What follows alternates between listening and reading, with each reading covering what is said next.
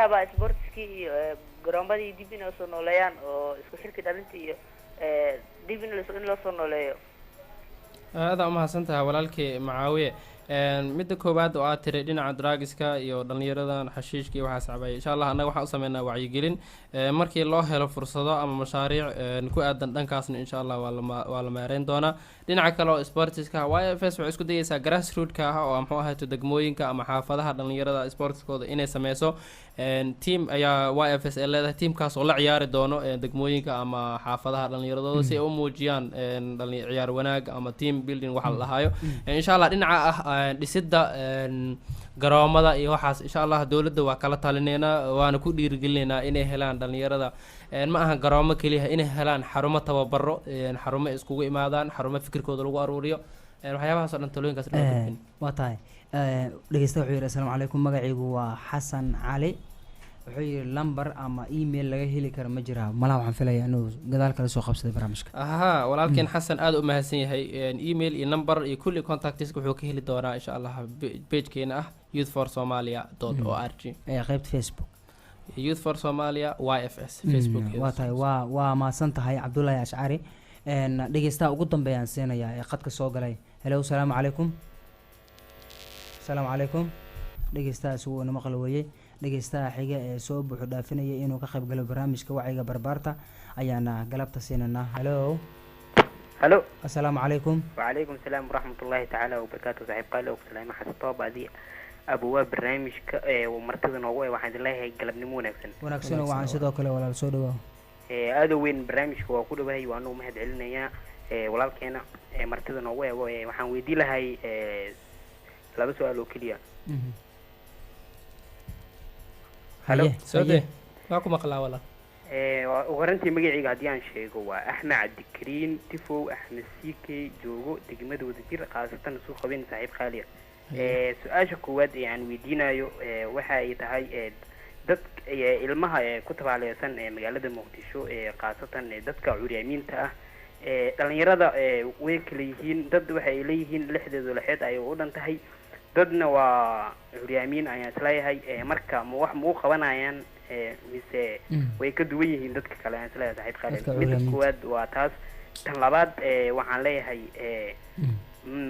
isheeg 16 degmood ma leeyihiin xafiisyo ma ku leeyihiin mise barajeenayaan in ay ku sameystaan aad u mahadsantahay walaalkeen Axmed Soomaaliya waxay leedahay dhalinyaradeeda disability heerka ugu sareeyay waayo wadanka waxa ka dhacay dagaalo sokeeye dad badan ayaa garaafo badan gaartay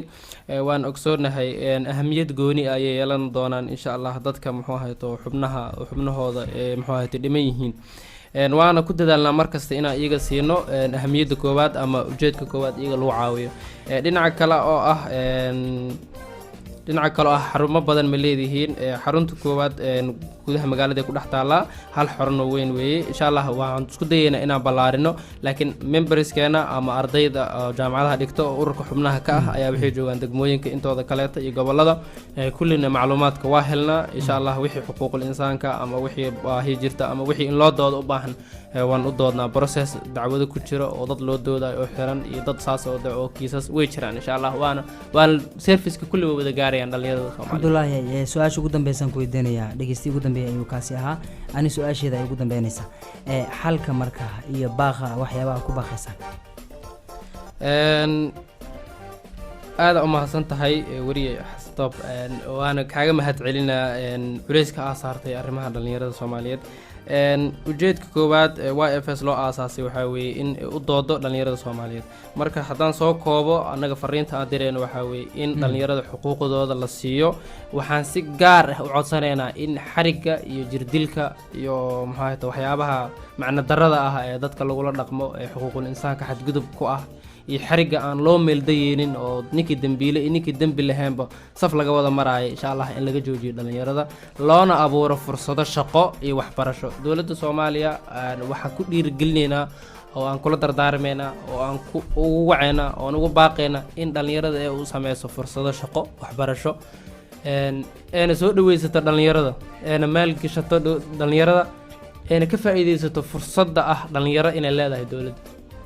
adoo maasan Cabdullaahi Xasan Ashcari galabta intaas ayaan ku soo afmeeranaa guud ahaan dhageystayaal barnaamijkii